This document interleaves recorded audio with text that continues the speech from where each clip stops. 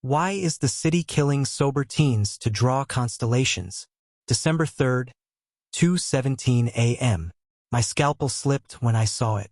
Not the usual track marks. Not random.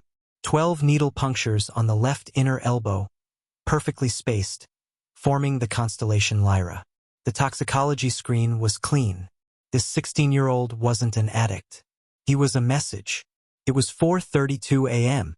My gloves squeaked against the stainless steel table. The overhead light flickered, always flickers when I work late. His skin was still warm. Too warm. I smelled rubbing alcohol undercut by something too sweet, like rotting peaches.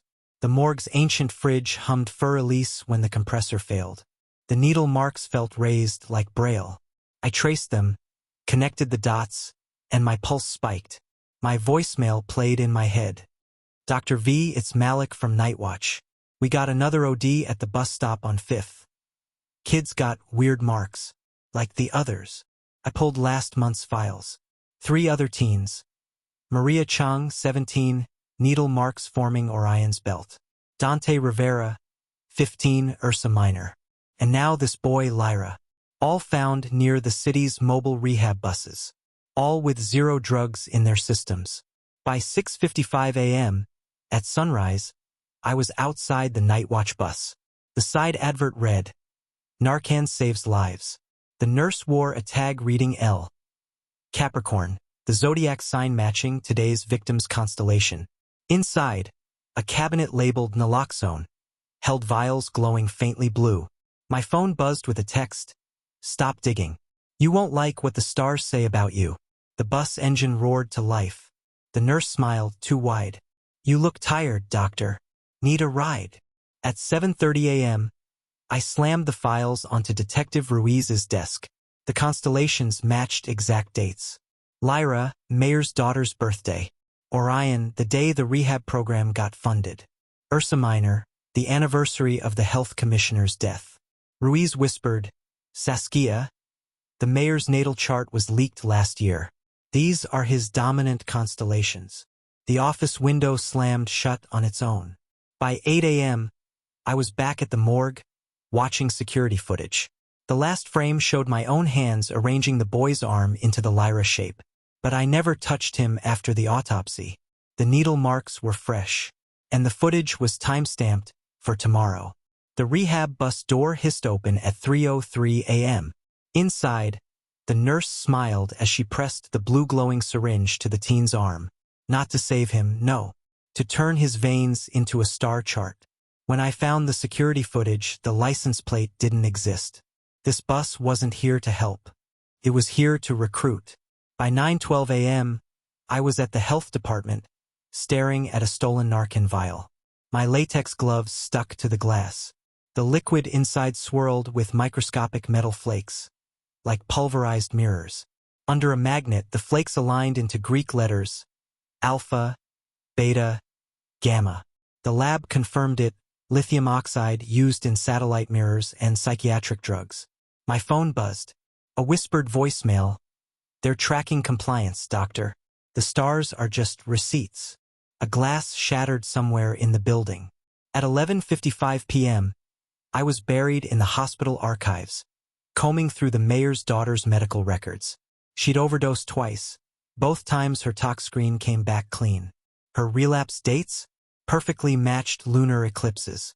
In hospital security footage, she boarded the rehab bus willingly. The nurse handed her a zodiac pendant for protection. Its gemstone was lithium-infused quartz. Somewhere down the hall, an EKG machine beeped irregularly. By 2:14 a.m., I was in the Night Watch bus lot, face-to-face with the nurse. Her badge read, L. Capricorn. But payroll records named her Dr. Elise Kovacs, a disgraced NASA biochemist. She smirked. "You think we're killing them? We're preserving them. The stars demand balance." The bus engine roared to life. At 2:59 a.m., police radio chatter broke in. "All units, we've got a 10 to 54 at the morgue. Multiple bodies missing from drawers." I zoomed in on the footage. The stolen corpses all bore constellation marks. They weren't taken. They were collected. and my name was next on the star chart. The morgue freezer door creaked open at 3:33 a.m. Inside, no bodies, just 12 empty slabs, and fresh constellation marks carved into the steel. But the killer made one mistake. They left the refrigeration unit running, because what they took wasn't corpses. It was evidence, and I had just found their shipping manifest. At 4:17 a.m., in the morgue stairwell, my breath fogged as I studied the freezer's interior. The carved constellations formed a navigation grid, a perfect match to a rural Nevada desert site. The refrigeration log showed 48 straight hours at -40 degrees Fahrenheit, the exact temperature needed to preserve lithium battery samples.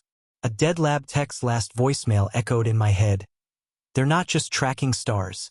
They're storing them. Somewhere inside the walls, I heard metallic scratching. By 6:02 a.m., I was reviewing parking lot surveillance. A refrigerated truck, Desert Valley Biotech logos on its side. Workers loading cryogenic pods, not body bags. The driver wore a radiation badge from an aerospace contractor. The company's own website listed meteorite mineral harvesting as its specialty. In my notes I wrote, lithium flakes in vials equals space-grade battery material. Corpses preserved at -40 degrees Fahrenheit equals perfect biological containers.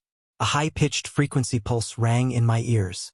At 8:45 p.m., in the hospital basement, I found patient 0, a comatose teen admitted in 2014 with radiation burns after a meteor shower. His blood contained self-replicating lithium crystals. He was transferred to a research facility that doesn't exist on official records. The autopsy photo showed the first constellation mark, Draco, etched into his arm. A whisper from an old voicemail replayed, "They're not killing them, doctor. They're farming them. And you just found the crop." At 9:13 p.m., in my apartment, my computer screen flickered to a live satellite feed. Nevada coordinates, the same from the freezer carving. 12 heat signatures arranged in constellation patterns. One signature was moving toward my address. The stars weren't a map. They were a countdown, and patient 0 had just woken up. The radiation alert blared at 3:47 a.m. as I opened my apartment door. The hallway security camera showed nothing, but my dosimeter screamed otherwise. The threat wasn't coming from outside, it was already inside my walls. When I tore open the drywall, I found them. Pulsating lithium veins, growing through the building's bones. The stars weren't just watching anymore. They were growing. At 4:12 a.m., in my bathroom, my UV light revealed hair-thin lithium deposits branching behind the mirrors. I had seen identical patterns in chemotherapy patients from the local oncology ward. Then I found something worse. My toothpaste contained lithium chloride, the same compound found in the tainted Narcan. A dying researcher's voicemail echoed in my head. They put it in everything: water pipes, dental fillings, antidepressants, building materials. The whole city's a battery now. The walls around me buzzed with electricity.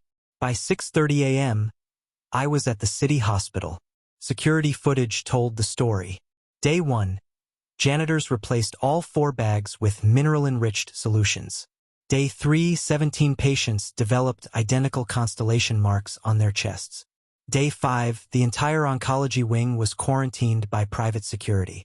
The hospital's new, healing crystal wall panels were made from Nevada meteorite fragments. In my notes, I wrote, lithium infusion human superconductors. Constellation marks energy pathways. They're not killing. They're rewiring. The MRI machine in the corner shrieked with feedback.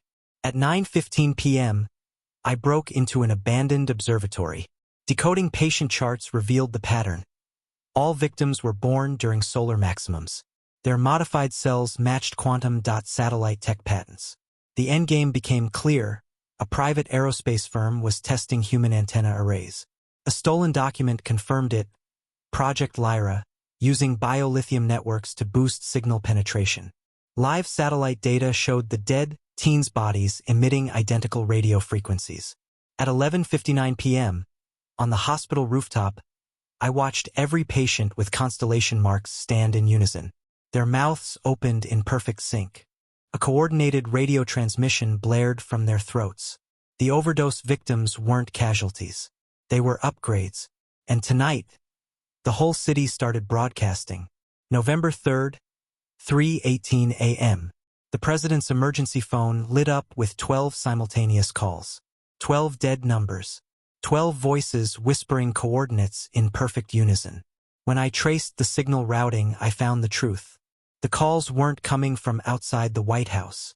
They were coming from inside the Situation Room itself, through the walls, through the wiring, through the lithium-laced blood of every staffer who'd ever taken their mandatory antidepressant shots. By 4:02 a.m., I was in the secure server room. The medical records were clear. 89% of staff had received lithium-fortified stress prevention injections.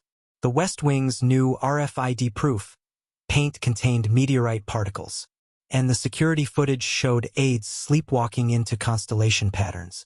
A declassified 2017 memo called it Project Starlight, biological conductors for secure communications during solar storms.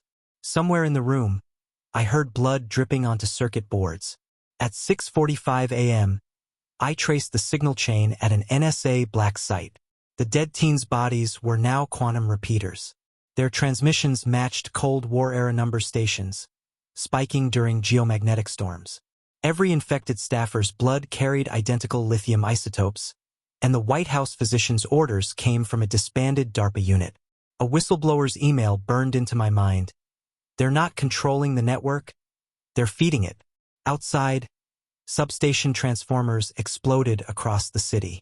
By 8:17 p.m. in a CDC research bunker, I found the full timeline. In 2015, lithium adjuvants received emergency approval. In 2018, every federal employee was mandated to receive updated doses. By 2021, new hires were reporting constellation-shaped birthmarks. The automated log read, Subject 2417 neural upload complete. Preparing orbital relay. Live satellite imagery showed the Nevada site glowing with pulsing, human-shaped heat signatures. At 11:11 p.m., in my lab, my radiation detector screamed. Every screen around me displayed the same transmission waveform. My veins glowed blue under UV light. And then, from the speakers, came a voice that wasn't human. But it knew my name. The overdose crisis was never about drugs. It was about dosage. And tonight, the whole country reaches therapeutic levels. Mission Control lost contact with the ISS at 3:33 a.m. Not because of solar interference, not from system failure, but because every astronaut suddenly turned toward Earth and began singing, voices perfectly harmonizing with the exact frequency pulsing through my veins. The truth was undeniable now. The constellation murders weren't preparing victims for the stars. They were tuning human bodies to catch a transmission from something already in orbit. Something that wasn't supposed to be there. By 4:12 a.m. in an abandoned NASA facility, I combed through hacked telemetry. There it was, an unregistered object in geosynchronous orbit since 1991. Its infrared signature matched human body temperature. And it only appeared when aligned with the Nevada site victims. A declassified 1993 memo called it Starlight Echo, exhibiting biological growth patterns no alloy should have. An astronaut's medical report described hearing a choir of dead relatives during a spacewalk. I could hear the sound of spacesuit gloves scraping metal in my head. At 7:30 a.m. in an NSA black lab, I decoded the signal. The waveform contained human DNA sequences. The carrier frequency matched lithium resonance. It peaked during specific brainwave states. The nightmare widened. Matching signals had been found in Chernobyl elephants' feet, and identical patterns in Titanic wreck survivors' bones. The whistleblower's note was chilling. Not a receiver, a relay. Something's using it to look back. The walls around me pulsed with ultrasound. By 9:45 p.m., in a high-security morgue, I examined patient Zero's exhumed remains.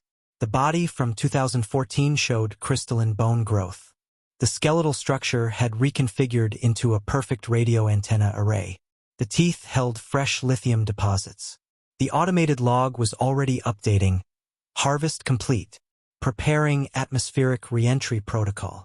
Satellite imagery showed the Nevada ground pulsing at 1.8 Hz, the frequency of the human brain. At 11:59 p.m., in my hospital room, my lithium levels spiked. Every monitor displayed the same unregistered orbital path. The walls vibrated in harmony with my heartbeat. Every light bulb in the city flashed the same 12-note sequence. The overdose victims weren't the experiment. They were the control group. And tonight, the real trial begins.